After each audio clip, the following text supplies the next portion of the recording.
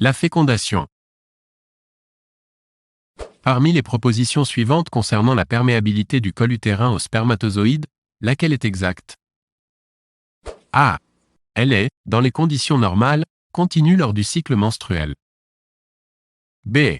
Elle est, dans les conditions normales, importante au début du cycle menstruel. C. Elle est, dans les conditions normales, indépendante de l'activité ovarienne. D.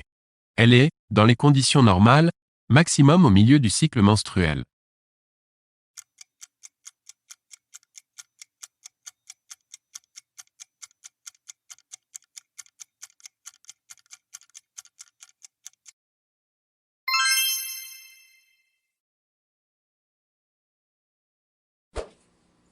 Parmi les propositions suivantes concernant la fécondation, laquelle, ou lesquelles, sont fausses?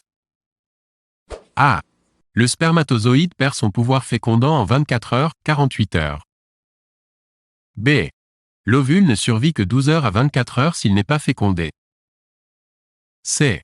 Au cours d'un cycle menstruel normal de 28 jours, le col est perméable du 10e au 15e jour du cycle. D. Les sécrétions tubaires ne jouent aucun rôle sur le pouvoir fécondant des spermatozoïdes.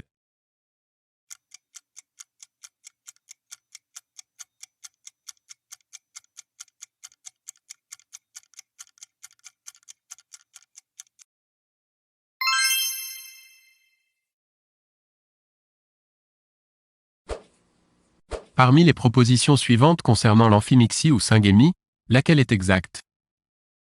A. Elle correspond à la formation de la membrane de fécondation. B. Elle correspond à la fusion des pronucléi mâles et femelles. C. Elle correspond à l'apparition du spermaster. D. Elle correspond à la réaction corticale primaire.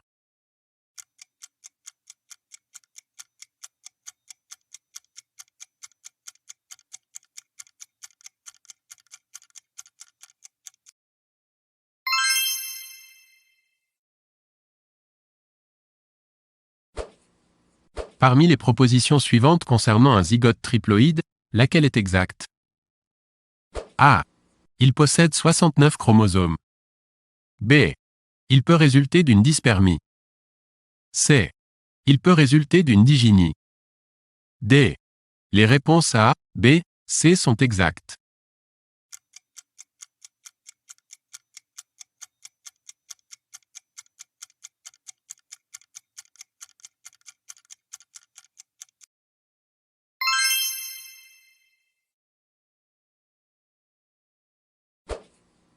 Parmi les propositions suivantes concernant la nidation dans l'espèce humaine, laquelle est exacte? A. Le germe devient tridermique. B. La muqueuse utérine a l'aspect progestatif. C. Le cytotrophoblast entoure progressivement le syncytiotrophoblast. D. L'œuf s'implante dans un diverticule de la muqueuse utérine.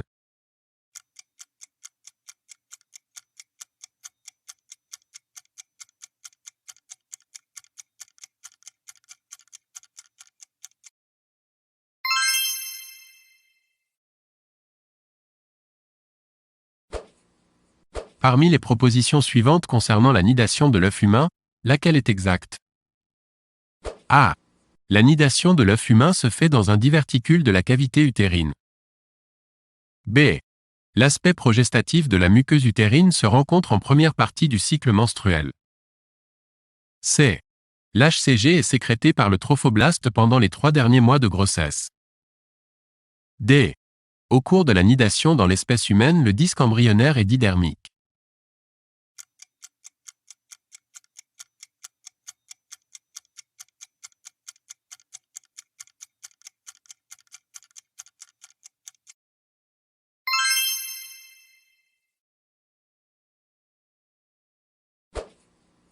Parmi les propositions suivantes concernant la trompe utérine, laquelle est exacte? A. La migration tubaire de l'ovocyte dure en moyenne 2 à 3 jours. B. L'ovule ne survit que 12 à 24 heures s'il n'est pas fécondé. C. La fécondation s'effectue au niveau de 1/3 externe. D. Les réponses A, B et C sont exactes.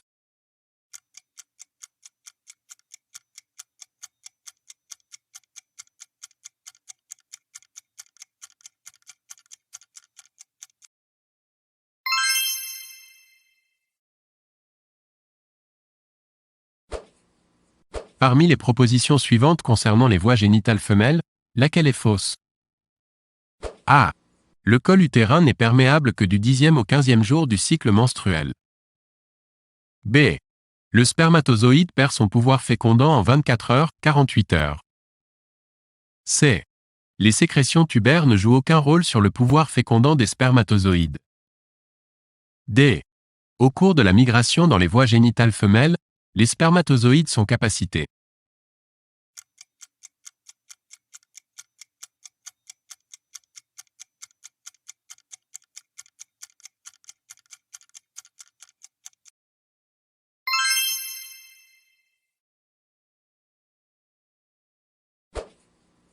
Parmi les propositions suivantes concernant la segmentation, laquelle est fausse? A. Au cours de la segmentation, l'œuf se cellularise sans augmentation de volume. B. La membrane pellucide disparaît au stade 2 blastomère. C. Dans l'espèce humaine, la segmentation est totale subégale. D. Le stade morula précède le stade blastula.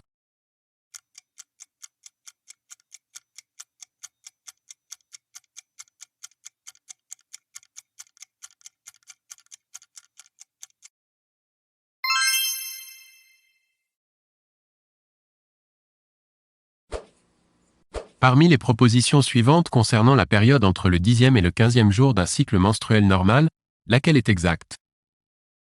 A. Les spermatozoïdes sont attirés par la glaire cervicale. B. Le col utérin est imperméable aux spermatozoïdes. C. L'imperméabilité du col est sous contrôle de l'HCG. D. Deux réponses sont exactes.